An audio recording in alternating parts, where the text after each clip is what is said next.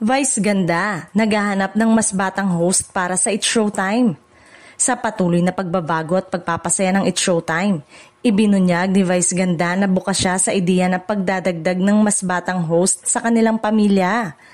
Ayon sa Unkabogable Star, mahalagang patuloy na magbibigay ng fresh energy at bagong flavor ang programa, kaya't makabubuti ring bigyan ng pagkakataon ang mga mas nakababatang talento na ipakita ang kanilang galing sa hosting.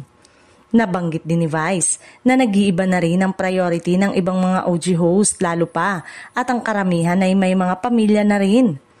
Ang Showtime, para sa lahat, bata matanda kahit sino may mga talento sa pagpapasaya. Kaya kung may mga batang pwedeng sumali at magbigay ng bagong kulay, bakit hindi, ani Vice?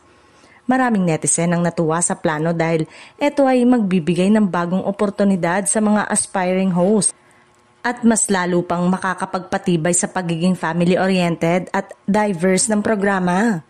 Sa ngayon, wala pang opisyal na pangalan na binabanggit kung sino ang posibleng mapabilang pero inaasahang magiging isa itong exciting na development para sa madlang people.